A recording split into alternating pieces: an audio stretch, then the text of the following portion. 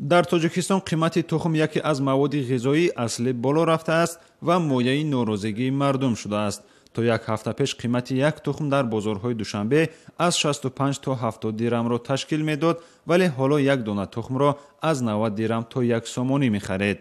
Пашкаш чанд сомон мешавад? 27 сомон. 27 сомон. Пеш чанд сомонӣ буд? Пеш 75 дирҳамӣ буд. 21 сомон буд. 19.50 буд.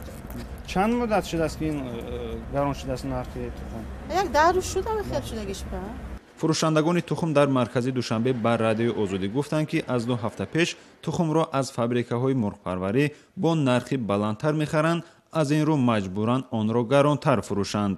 масъулони фабрикаҳои мурғпарварӣ ҳам тасдиқ мекунанд ки дар чанд вақти охир қимати тухм боло рафтааст. сабаби болоравии тухмро мурғпарварон дар болоравии асъори хориҷӣ, кам ворид шудани ин маҳсулот аз кишварҳои русияву қазоқистон ва он ҳам бо нархи каме гаронтар медонанд. бархе аз иқтисодшиносҳо мегӯянд, яке аз омилҳои гароншавии қимати ин маҳсулот таъсири манфии манъи воридоти тухм аз хориҷ аст ки боиси то ба 40% боло рафтани нархи он шудааст. соли гузашта дар тоҷикистон 360 миллион дона тухми мурғ истеҳсол шудааст ки мақомот гуфта буданд ба сокинон ин миқдор тухм мерасад.